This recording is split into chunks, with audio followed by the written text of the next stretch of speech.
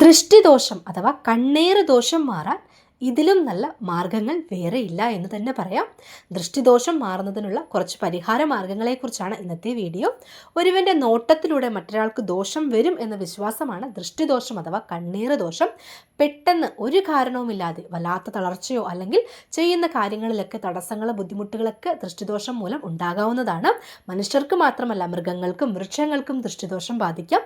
മരങ്ങളിൽ നിറയെ പൂവിട്ട ശേഷം കായ്ഫലം കുറയുകയോ ഫലങ്ങൾ കേടുവന്നു പോവുക, ഉപയോഗശൂന്യമാവുകയൊക്കെ ചെയ്യുമ്പോൾ നമ്മൾ കാണാറുണ്ട്.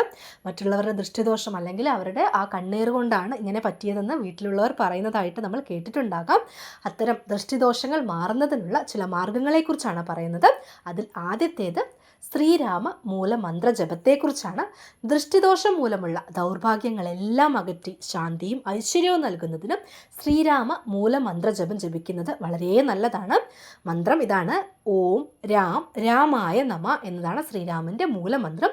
ഈ മൂലമന്ത്രം നിത്യേന രാവിലെയും വൈകിട്ടും 2 നേരവും 108 തവണ ജപിക്കുന്നത് യാതൊരുവിധ ദൃഷ്ടിദോഷങ്ങളും ദുരിതങ്ങളും നമ്മുടെ കുടുംബത്തിൽ ഏൽക്കാതിരിക്കാൻ വളരെ നല്ലതാണ്.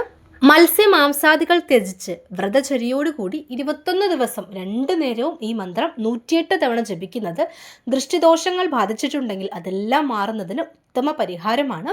ഈ മന്ത്രജപം ഭാഗ്യം തെളിയുന്നതിനും ധനലബ്ധിക്കും കിട്ടുന്ന ധനം നിലനിൽക്കുന്നതിനും എല്ലാം ഉത്തമമായിട്ടുള്ള മന്ത്രമാണ് ശ്രീരാമ മൂലമന്ത്രജപം.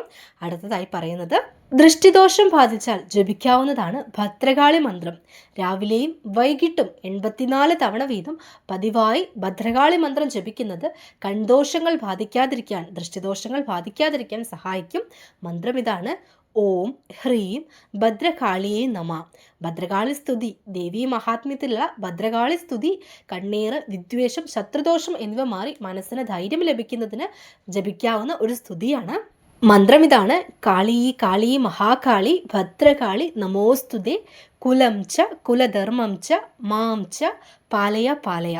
ഭദ്രകാളി ദേവിയുടെ അനുഗ്രഹം കൂടെ ഉണ്ടാകും. കൺദോഷങ്ങളൊന്നും ബാധിക്കാതിരിക്കാൻ നിത്യവും ഈ മന്ത്രം ജപിക്കാവുന്നതാണ്. അടുത്ത് നമ്മുടെ എല്ലാ വീടുകളിൽ സാധാരണയായി ചെയ്യുന്നതാണ് ദൃഷ്ടിദോഷം ബാധിച്ചു കഴിഞ്ഞാൽ ഉപ്പും മുളകും ഒഴിയുക എന്നത്.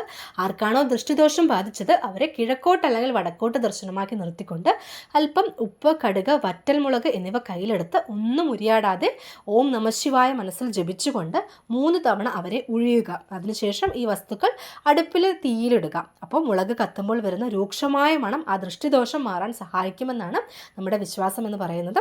ഇനിയിപ്പോൾ അടുപ്പില്ലാത്തവരാണെങ്കിൽ അല്പം ഉപ്പ് മാത്രം കയ്യിലെടുത്ത് അവരെ ഒഴിഞ്ഞതിന് ശേഷം ആ ഉപ്പ് സിങ്കിലിട്ട് കഴുകി കളയുക. ആ സിങ്കിലിട്ട് ആ ഉപ്പ് വെള്ളമൊഴിച്ച് ഒഴുക്കി കളയാവുന്നതാണ്.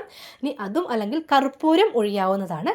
ഒരു തളികയിൽ കർപ്പൂരം കത്തിച്ച് വെച്ച് ദൃഷ്ടിദോഷം ബാധിച്ച ആളിൻ്റെ തലയ്ക്ക് ചുറ്റും 3 പ്രാവശ്യം ഒഴിഞ്ഞ ശേഷം അത് വീടിന് പുറത്ത് കത്തിത്തീരാൻ അനുവദിക്കുക. അങ്ങനെ വേണമെങ്കിലും ചെയ്യാവുന്നതാണ്. ഇനി കുഞ്ഞുങ്ങളൊക്കെ ആണെങ്കിൽ അവർക്ക് കറുത്ത പൊട്ടുകളൊക്കെ തൊട്ട് കൊടുക്കാവുന്നതാണ്. പുറത്തൊക്കെ കൊണ്ടുപോകുമ്പോൾ ചെവിയുടെ പുറകിൽ അല്ലെങ്കിൽ കാൽവെള്ളയിലൊക്കെ കറുത്ത പൊട്ട് തൊട്ട് കൊടുക്കാറുണ്ട്. ഇനി അതും അല്ലെങ്കിൽ കുട്ടികൾക്ക് കറുത്ത ചരട് ധരിക്കാറുണ്ട്. കുട്ടികളുടെ അരയിലൊക്കെ കറുത്ത ചരട്, പൂജിച്ച ചരടൊക്കെ കെട്ടാറുണ്ട്. അതെല്ലാം ദൃഷ്ടിദോഷം മാറുന്നതിന് നല്ലതാണ്. കൂടാതെ ഈവിള ചിഹ്നങ്ങൾ വരുന്ന ബ്രേസ്ലെറ്റുകൾ, മാലകൾ, മോതിരങ്ങൾ, കമ്മലുകൾ എന്നിവ ധരിക്കുന്നതും ദൃഷ്ടിദോഷം ബാധിക്കാതിരിക്കാൻ ഉത്തമമാണ്.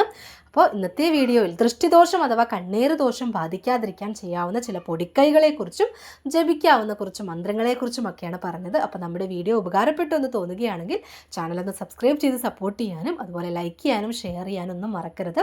അപ്പോൾ എല്ലാവർക്കും നന്ദി, നമസ്കാരം.